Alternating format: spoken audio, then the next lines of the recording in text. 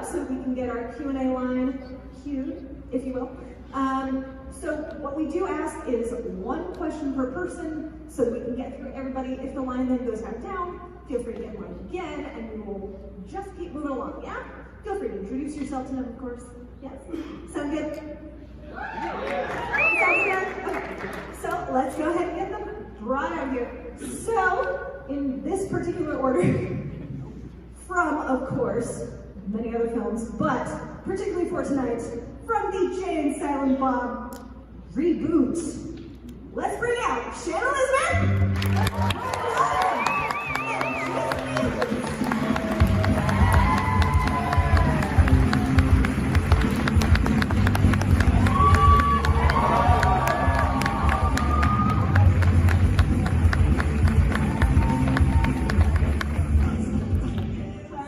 Alright, can we turn the lights down a little bit? Sorry, it's really bright. Am I crazy? Yeah, it's definitely where were you last night? Who were you with? How you doing? Can we get sexy lighting? Can we get a little sexy lighting? Just a little bit. Who's got the lights over there? Oh, he's out smoking a bowl? What's Red that? lights, There red lights. we go. Yeah, sweet. There we go. Is that better? I love the music, bro. See, I told you, I thought I'd make it happen. Didn't I tell you you're like a kid in a cartoon store? Alright. Well, friends, before we kick it up to the audience, because I can see we've already got a couple of people in line here, I first want to ask y'all, how long has it been, since before filming this last movie, how long had it been since you had seen each other before that? The last Comic-Con? Which was? All of you at the same time. I don't believe, I've seen Brian at a bunch of cons in the last couple of years. Shannon, no, I don't believe but I feel like it's been at least a couple of years, at least a year and a half, 2 years, since I had seen her from when we shot in New Orleans, right? At least a year or so. And actually, it was just like literally like a couple of days ago when you guys were in New Orleans, right? Yes, we just came from New Orleans. Fundraiser for your foundation too, right? Or Yeah, the Domains campaign. Right on. We did the fulfillment thing. Right on. So yeah, it was Sweet. the last of the road trip. Yeah, it's like old home week, yeah. I mean, this motherfucker I see all the time. Oh, by the way, just fair warning, if you're fans of our movies, you know they're rated R movies. There's some subject matter and some language that's going to probably come up. So if you're here with younger people and you don't have a long car ride home talking about snowballs and Booba Pig you've been sufficiently warned. All right? Otherwise, you're shit out of fucking luck. Oh, yes. And I don't want to see emails and stuff saying, I'm highly offended. So you can Twitter me at Jason Mewes. It's not even that yet, Jason Mewes. Right, exactly. See, I always get the fake one. Poor bastard named Jason Mewes always gets it. Who always keeps complaining? I did not molest some little kid. Oh, what? That's too much? See, that's when I want to make sure the kids are really leaving. They're like, oh my god, he was right. This is horrible. I'm out of here. Wait until that fucking Kevin Smith hears about this. Never again. I know he was in that movie Vulgar, but this is just too much. All right, I'm done. Good night. Well, friends, shall we give it to the audience? I'm down. Let's do it, yeah. Bring it out. All right, friends, go ahead. Start it off, homie. Is this on? No, it is. All right, first of all, say your name when you come up, who you are, so we address who you are. But I know this stalker. His name is Sebastian. He lives in upstate New York. I know where he lives because eventually when I have to put out that fucking APB on you, I know where you live like. But thank you for being a #1 fan. Start with your question, Sebastian.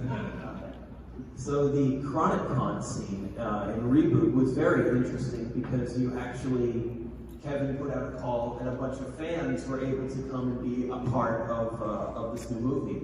I'm still really mad that it was in New Orleans and not closer to where I live, but you know, you take what you can get.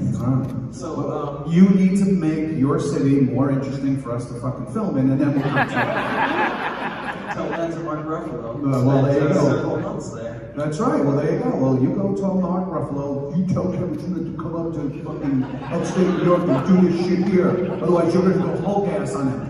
But so the question was, what was it like being able to film a scene and have the fans be directly involved with the making of it?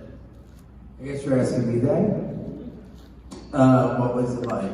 For me, it sucked because I hate everybody. No, I'm just kidding. No, it was actually really cool. Everyone was super nice. They were there for weeks and so fucking creative. Like Kevin said, look, come as Jay and Bob, your own version, or Roman and Chronic.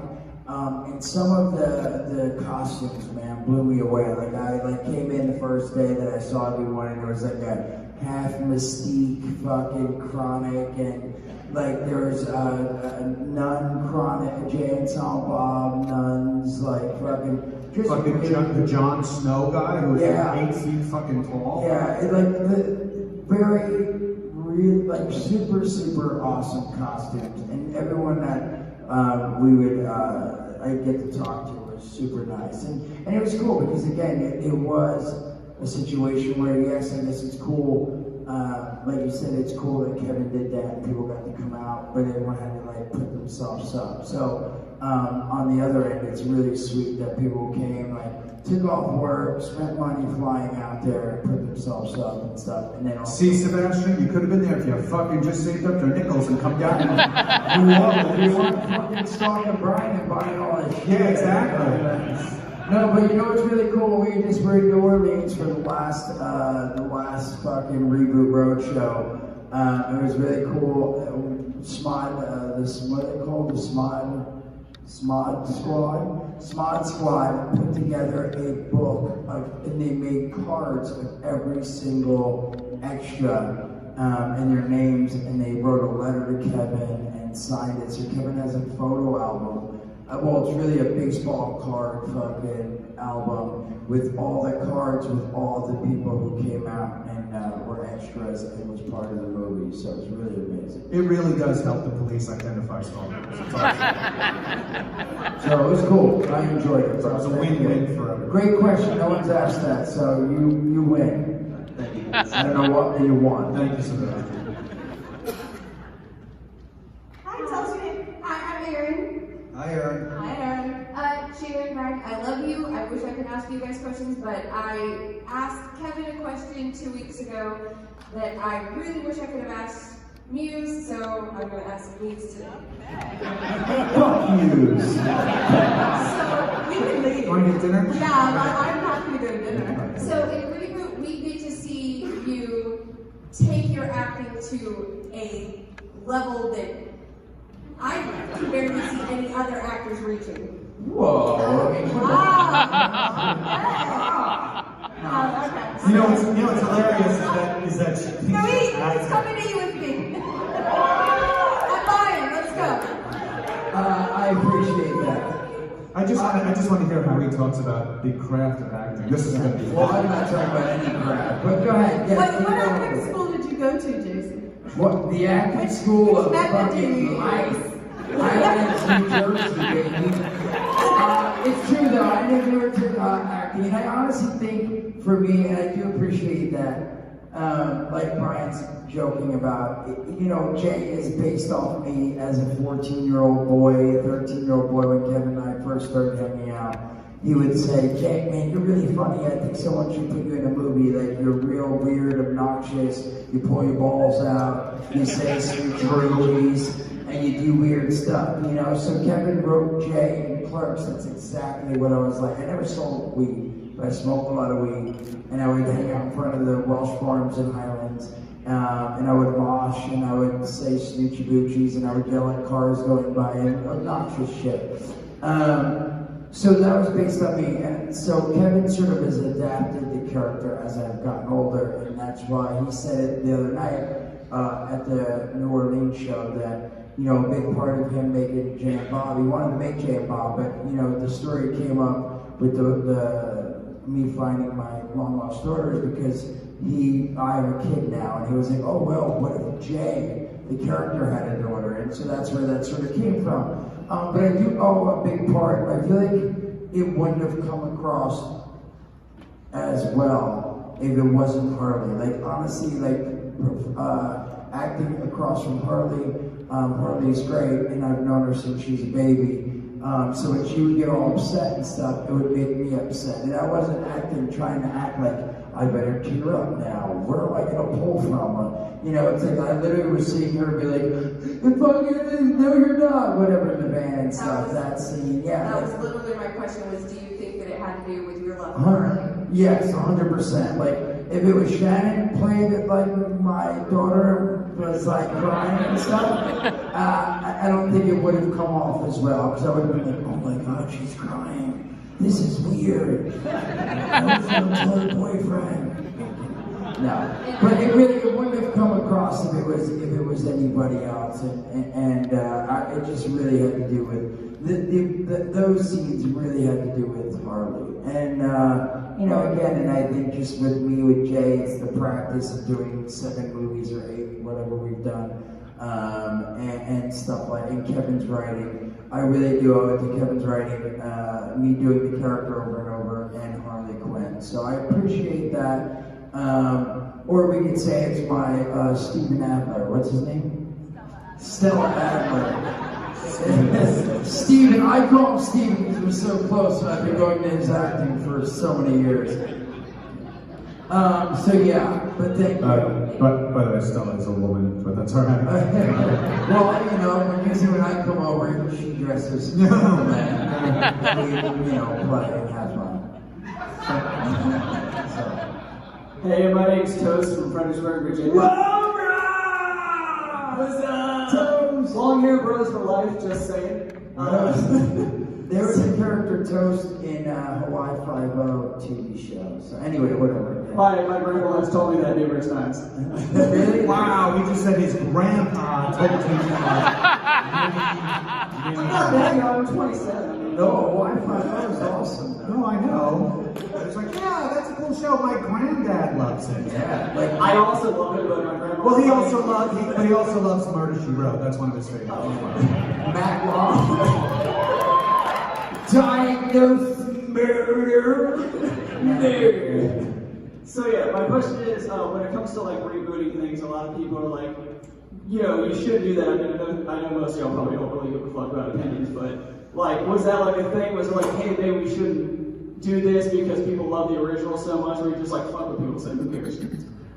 Me again? Are we asking? I mean, in general, all of you. I mean, I think we're all excited to get to work together. Me personally, I can't speak for them, but I was excited to do another movie with Kevin, play the character again. I've been asking him for years, like, man, we should make another movie before we're too old and shit. And I'm like, Stooge, no.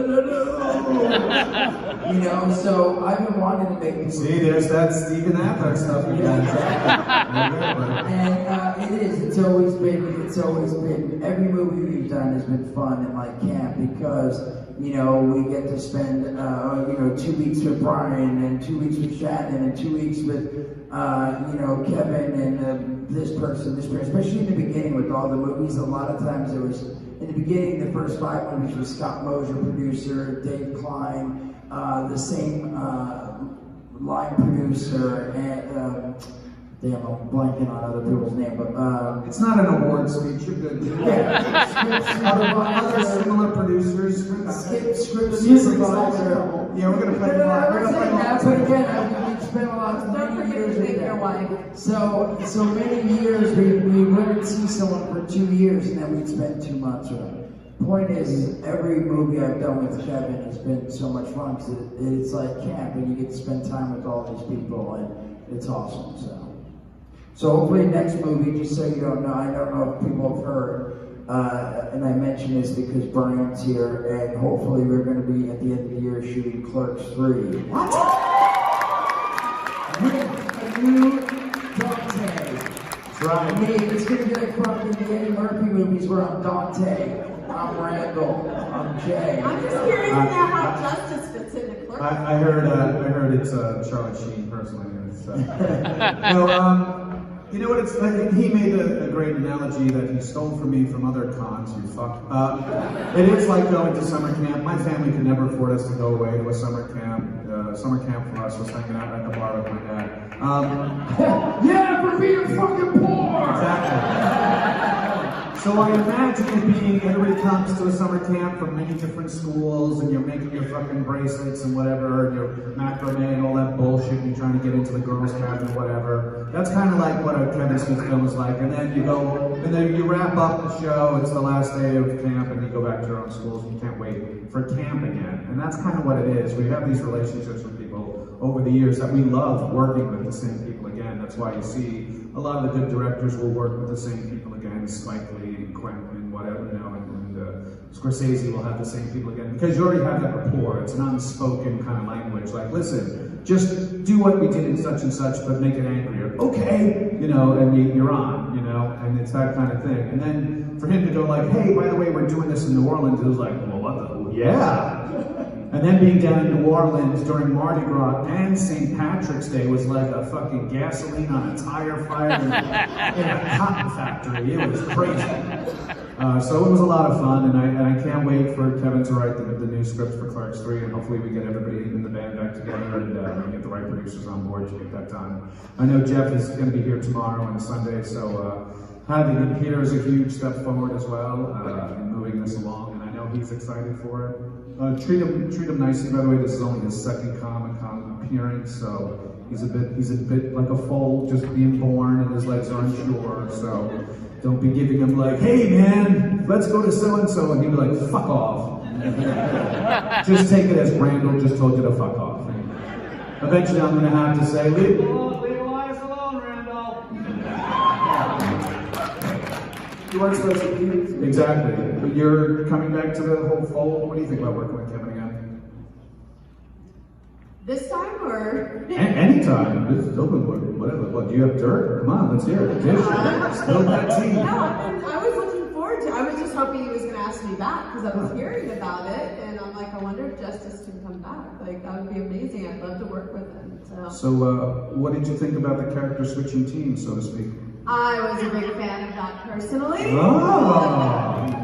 Not to have to kiss Jay again. The fact that Rosario Dawson, I mean, that was a shock to me. I was excited. Yeah, right? I didn't know it was going to be Rosario, I think, till a few days before she got there. I'm going to tell you right now, I was shocked that he cast her too, because like, wait a minute, she's already my wife in the fucking Clerks movies. And he's like, no, she's not the same character. I'm like, well, fans aren't going to realize that. I'm sorry, how many characters did you play in the Reboot? 3. Well, But they came from 3 different movies, and I was Dante, and then I had just a mustache, which was Grant Hicks, the newscaster, during your wonderful scene. And then I was myself clean-shaving as us on a panel, so I changed costume, technically. wow, that's really thinking deep of you. Yeah, of course, I'm going that like he's That's even Adler work. Exactly. No, that's the Eddie Murphy fucking acting. Ah. You know, like, please, side of the table, and then like, and today's news, and then like, I'm not supposed to be here today. It's the whole thing. It's the whole gamut of the Hicks. Right, gotcha. Wise ass. Which I love. I just want to know I'm going to come back and work with you, because we haven't really gotten to work together at that. No, not really. We'll say it's up to Kevin. He's still writing it. So say. Thanks for the question. Whoever that asked that. Yeah, thank you. Next, Toast. Toasty. Tell us your name. Hi, I'm Aaron. I'm from Richmond, Virginia. Hi, Aaron. What's the weight of the world in your voice for? Way of the world. You sound like, oh my god, I can't believe I'm in line talking to these folks. like literally, that's the DMV voice. Like, yes, I'd like to get my registration renewed. Yes, I am only 5 feet tall. Hey, it's 5'4", mister. Sorry, we have headlights in our eyes. I barely know you're a dude. I'm not about it. Shoot away, sir. What was your guys' favorite moment working on the reboot? Kissing Rosario Dawson. Yeah, right? Something we have in common. Literally in Clerks 2, I fucked up the first take on purpose. Don't tell her that. Wasn't her lips like buttery? Like literally, like so good. Yeah. And now you sound incredibly creepy. I better stop. And yours? And my what? Favorite. Your lips. No, your favorite. Kissing was there else when you were done kissing her? And I was like, I could taste her on her lips. No. Favorite? Yeah. You know what? It was a lot of fun shooting the scene with the two of you. Like with the two of you in that whole slow motion make love scene at the news desk and Grant Hicks just peeking out being like, what the fuck? What was really weird was when the first day I was there, which I think was day 2 or 3 shooting, Jay, where it was outside the Quick Stop, that opening scene. Me and Kevin literally sat in front of this makeshift, they built the front of the store on top of another building. And we were just shocked at how completely accurate it was, how weirdly, like, we're in New Orleans, but that's the Quick Stop. And they literally had a tree that's just exactly like the tree in New Jersey. But this was already a real tree in the New Orleans location. Like, how the fuck did they find one that's exactly the same goddamn tree? And it was just like, what the fuck? This is crazy. So that was kind of fun. And then offset, St. Patrick's Day in New Orleans was just off the fucking chain. My favorite scene was definitely at the end. I really enjoyed getting to stand in front of the store and talk to Millie and Harley. But it's like halfway through. It's like when you read the script and you read what's on paper, you can sort of visualize it and try to remember your lines. And I was like, oh, this is really cool. But when I was actually shooting the scene, it was really awesome because I realized, like, first take, it's like Jay's telling Millie about, Jay and Silent Bob's adventures. One time we fought these renegade angels and such. And then by the second take, I start getting choked up. So I'm like, holy fuck, this is crazy. Like, Jay's telling Millie about Jay and Silent Bob's adventures. But Jason Mewes is telling Harley Quinn Smith about his and her dad's adventures in the past 20 years and making movies and fucking here we are now. So it was really sort of like a meta moment. Thank you. That's super sweet. Hey, tell us your name. Hi, I'm Kim. Hi, Tim. How are all y'all? We're doing Good. good. How are you? Good. I have a question. When I saw the reboot, it was awesome. Thank you. Thank you. Kevin Smith said that he watches the movie every single time. Is that true? I'm not his fucking biographer. I mean, Jay was with him on the majority of it. Yeah, you know what? Honestly, I wasn't there I was there for the first 2 months of the show. I think I did 37. I think there were 65 cities. And I did 37. What? In a row? Yes, and actually yes. But I did 37 cities. And then Christmas happened. We went home for a couple weeks and then went back out. And I did 2 here, 1 there, and then just did New Orleans for the last show because Kevin wanted us all there. So, well, not all of us, but yeah, I would say the first 37 cities I went to, he really did sit and watch the movie. And he wouldn't always, he says he sits in the back of the audience every time. He doesn't always sit in the back of the audience because sometimes the way the setup is and stuff, but if he's not sitting in the audience, which he did a lot, he would at least be standing at the stage watching the movie. But he did, and so I don't know, after that, all the times I wasn't there, we continued to follow that move, but he did watch the movie 37 times in a row. Nice. Even more really, because some cities, that's 37 cities, some cities we did 2 shows or 3 shows in one night, so. So did you find that hard to believe? I did. Why? It's an awesome movie, but I just thought, wow. He said he was just gauging the whole audience. Yeah, it's really seeing what works, what doesn't work. I'm like, oh, that didn't get a laugh, and oh, that fucking O'Halloran guy's out. That's it. He was very kind. He actually mentioned he was on Late Night with Seth Meyers a couple of weeks ago, talking about the road show, and he mentioned about how he loves to watch it with the audiences, and the opening scene, and especially when they see Dante pull up and come out of the car, how it got applause and some kind of cheers from the audience, which is kind of cool.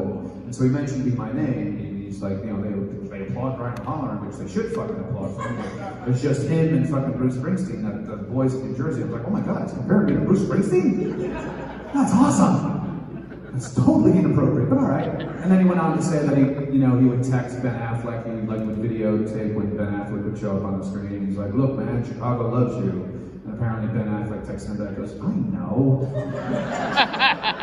So it was that type of thing where he loves to see people enjoy the work that he did. And you know, that's what we make it for. We make it for you guys. We're not making it for every audience in the world. We're not making it for, you know, every age group in the world for that matter. But if you guys love it and we can keep making enough money to make it again, make more of them, we will. And we're very fortunate to work with Kevin, who's incredibly prolific. That's it, prolific. Oh, I heard 2 snorts. Yeah, prolific as a writer. And it's been a long day for me, telling a lot of similar stories. And so we're very fortunate that he's a very prolific writer that we can keep doing these kind of things. And I can't wait to see what he has in store for us for Clerks right here. He's a great prophylactic. He is. Kevin has stopped him from getting laid numerous times. Or was it pregnant? I don't know, something like that. But thank you for your question. Thank you. Thank you. Hi, tell us your name. Hi everyone, thank you for coming. My name Whoa, he has a condom on. Oh, I'm sorry. He's a lot of prophylactic talk.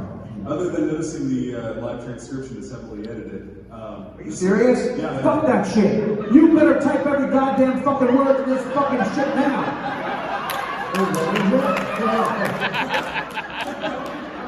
Fuck is this? Holy fuck. Oh, there it is. There you go. Thank you for pointing that out, sir. I was highly offended. I did a whole fucking speech about how we're going to maybe offend people, and now the deaf people are like, oh, that's alright, it's cool, he's not cursing. Now the deaf people get up and leave, and I'm like, alright. What happened? I made a deaf person leave because I was filthy in silence. Is he keeping out the dirty words? Is that what's happening? Oh, alright, hey, Bart, hey, test them. Do the J song. Bart. Do it. It says parts. Jason Parts. Who's doing the captions? Noise. Smoking weed. Everyone always does noise. It's noise. Smoking weed. Drinking beers, doing cola, rolling fatties. Who smokes the blunts? You smoke the blunts. Rolling blunts. I ain't smoking blunts. Another motherfucker.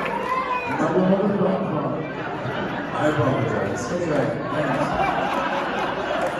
I've never seen that before, honestly. I've never seen that. I've seen Dude, seriously, GalaxyCon upstairs meeting show after show after show. Not another part fault. I apologize. I didn't hear you say anything. Wait, but is that better? Is that better than I think he was saying that she at least speak English. You're not right. It's not better. No. Fuck My apologies. Final has spoken. My actual She's question. dressed up as Final. My actual question was for Shannon. What was the biggest difference in working with Kevin and these awesome motherfuckers versus like different studios and different producers? Well, the first time I worked with Kevin, I'd never had a director. Remember, you want to be in the next one. I never had a director come up to me and just be like, yeah, anyone can direct. A monkey can direct. This is easy. You know? I was like, what? He was amazing to work with because he just kind of like play and let me do what you want and collaborate, and we could like chat like backstage about anything, and I wasn't like holding back because he was just such a great guy. So, I mean, not everybody lets you kind of bring what you want to a character. I mean, I remember Kevin being like, yeah, when I met with you, I thought you were just going to come out and play it, but you created this character where you changed your look, and like I went blonde and I cut bangs, and I don't even think like you could ever saw it, but at one point, in the scenes where it would show, I think I had the Scales of Justice, like a tattoo on my leg somewhere. So he let me like create this whole character, which was so much fun because I remember when the commercials came out, my friends said, "You're not in the commercial. Like, are you in the movie?" I'm like, "I am in the commercials." And nobody recognized me, which I loved. So for him to let me do that was just such a blessing. CJ, Stephen fucking Adler. Yeah. Forever and ever. Awesome. Thank you so much. Hi, Tessa. Oh, thanks. No, they have it like for a 4-foot child all of a sudden. That might be. Feel free to line, I'll just crouch awkwardly. Alright, good. Hold up. There you I go. learned how to use a microphone like a real person. So my name's Jordan. Hi, Jordan. Hi.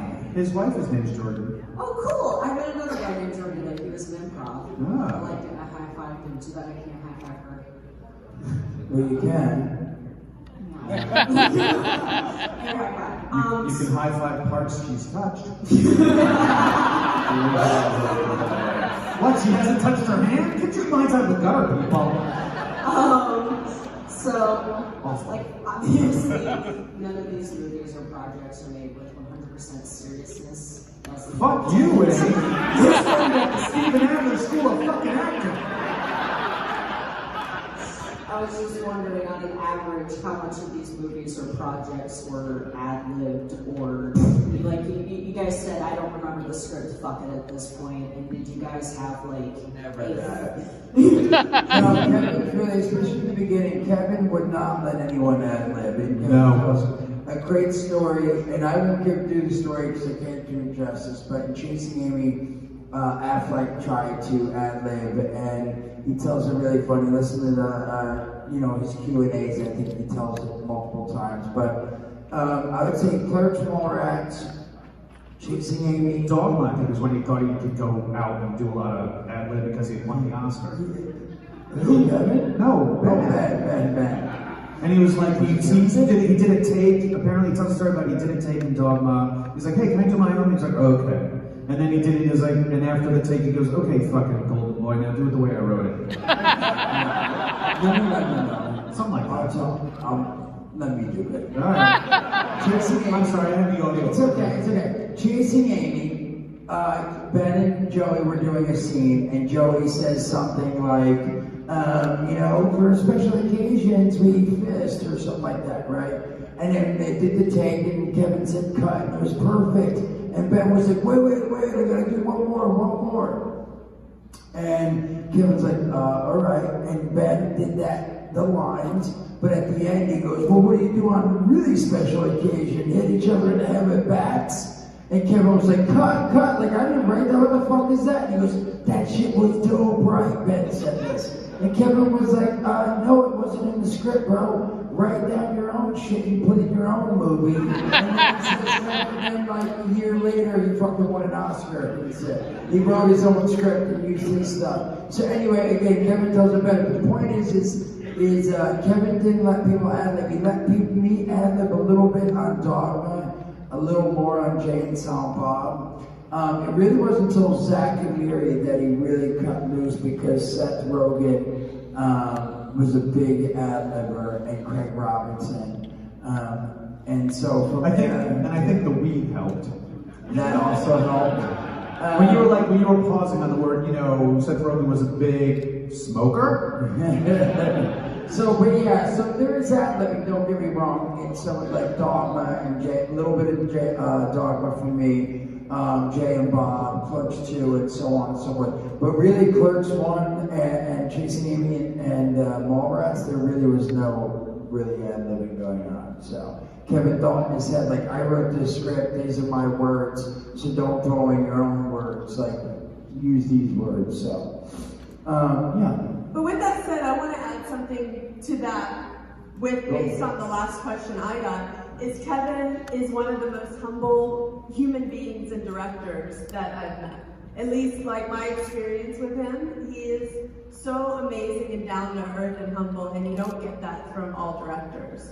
So that's something to me that really sets him apart as a director. Sure. And I think he gets really great performances out of his actors because of it, because you feel comfortable with it. Because we all feel like equals in that sense. You know, there's no like, just say the fucking words I said, action! You know, there's never like that type of thing, you know. No, he's a cheerleader too. Yeah, it really is. He's like, all right, man, that's great. And again, I think the first movie, you know, there's all this pressure because it came out and all this stuff. And so that's why I think Mallrats and that. And he was never not humble and nice, but he just thought a certain way and was trying, you know. And then he's loosened up and yeah, he's super sweet and he's like a cheerleader when he comes on and yeah, it's great. You know, I always felt like I could talk to him in a way that I would never like let down my guard with other directors I've worked with. Yeah. But if I had insecurities about something, I would go and talk to him and be like, oh, I really don't think I'm doing well, or whatever it may be. And normally I would never do that and show that side to other directors. But with him, I both times felt comfortable to just hang out and talk to him and tell him how I was feeling, and he'd give me advice. And Plus he does something as a director that most directors don't like to do, is he plays you the playback of the take that was just happening. Exactly. A lot of directors don't want to have their actors look at a playback because you as a director, you love what just happened, but as an actor, you don't really like you don't like what you did, you ask for another take, and they say, no, it's good, you move on. To make yourself feel comfortable, he goes, all right, well here, can you give me playback last take? Look at that, isn't that genius, isn't that awesome? You guys are great, rock on. So, by the way, do you think he'll buy that? Do you think it sounds like we might okay, we really need the next game. Just fucking with you. Thank you. All right, guys, I think we've got time for one more question. What? Come on, we have like 20 minutes. Oh no. Huh? That's incredible. Hold on. The next thing that comes in here is the after party, correct? 8 o'clock. Bro, just stick with the moderator, bro. Hey, just tell me what to say. Go for it, young man. Yeah. Let's do it. If you're real quick, maybe we can get one. Go for it. After watching you and Kevin do not ones, I wanted to know for all three of you guys, what's been like the worst fights for some publicity to get throughout your whole career? The worst what? I'm sorry. The worst fights for publicity? Fights for publicity? Yeah, like when Jason and Kevin did not ones, it's because they were trying to get a spot on the Hot Ones series on YouTube. No. We weren't trying to get on one after the fact. It was more like Kevin said, oh, I like this, and said, hey, see if we can get on there. And they said no. So we didn't do that to say, hey, look, we can do it, let us on. It was like, fuck you. Let's do our own because we can do this shit. So that's why I was doing that. What you mean to say, is there ever a time where we hoard ourselves out just to get publicity? We're fucking That's here, why aren't we're we? here right now. Am I right? Thank you. Dude, that was such a simple answer. Wow. But album was fun, right? It was good. It was good. And I'm glad we didn't get on that motherfucker because that hot sauce was hot. All right, give us one more one. To make it. Go for it, quick, real quick. Now we have one more. We gotta go. We gotta get the final. We gotta get the final. Come on, man. I was after your lines. Oh, fuck that. There's no cats in America. This is one of those weird questions where it's for all of you. Of all the films you guys have done together, Viewers Universe, the whole 9 yards, what's been your favorite one to work on? Just in general.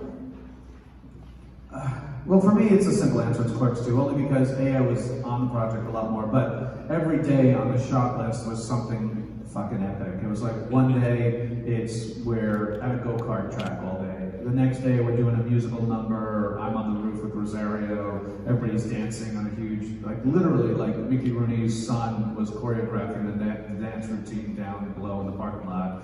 The next night was like, oh, we have a donkey show. And then the next night it's like, okay, you're making out with Kevin's real wife while she straddles you on a swing. Which, when you think about going to your job right now and your boss saying, I want you to make out with my wife while I film you and I pay you. Go! You want to talk about pressure of hopefully the launch code not being fucking started. Is that? Because I went to that Stephen Adler School of Method and you know, shit's gonna happen. And then the next day it's fucking making out with fucking Rosario Dawson, right? Am I right? And then later that night, making out with Jason Mewes. Well, that was in a hotel room only. And then, you know, so every night, every day was something really fucking cool and hilarious. So I'm gonna just say Clerks 2, and that's me on that. So you mean separately, right? Like it doesn't have to be working on the same. I know mine's easy. Mallrats is definitely my favorite because it was the first movie. Clerks was the first movie, but it was a bunch of friends and stuff, you know, working all day, coming to play at nighttime and not knowing anything, just like, you know, Kim took care, I wrote this and I'm making a movie and I didn't want to act. Even after that, I went back to roofing, my roofing job, 9 to 5. By the way, that's the carpentry roofing, not dropping things into ladies' drinks. Just to clarify, it does have history. Exactly. So, but yeah, so Mallrats all of a sudden now I'm in Minnesota in a hotel and fucking there's wardrobe and stunt guys and we're on grappling hooks and fucking they give you per diem, which was like an envelope each week, like here's $300 just to spend. And I was like, what? It really baffled me. Video games, TVs, and a huge fucking boombox. I got to do stunts. Like if I punched the Easter Bunny, they'd be like, "Here's a stunt bump." I got like $200. It was so surreal and fun, and hanging out and meeting Stan Lee for the very first time. Fucking legend. So Mallrats, I'll never forget that Reboot will be as fun. Even though Reboot was just so much fun, but Mallrats will always be my favorite. See, I was going to say Mallrats as well. Was that Shannon Doherty? Oh, Did you get that a lot? I used to a little bit. Really? Well, people just come up and they just get it mixed up. Yeah. Yeah. I don't think they get it mixed up anymore. Yeah. So how many questions are pie related and how much are related to you know, Jay and Bob? No, every audience is different. I know. I'm just trying to break it down into percentages. What's pie and what's Bob? Or Jason is better. It depends on time too. Like now, there's no pie. Now it's all about It's this. all about the It's Jay. all about There this. you go. I mean, for me, it was the first one just because I got to be on set longer. I got to hang out with these guys more. I got to play characters. I got to wear a cat suit. I had to do all kinds of fun stuff. So, And we appreciate the cat suit. thank you. Somewhere I should have that cat suit. I think that's what sold the deal for Rosario Dawson. So that's the cheater, the cat suit. Man. Guys, fucking thank you.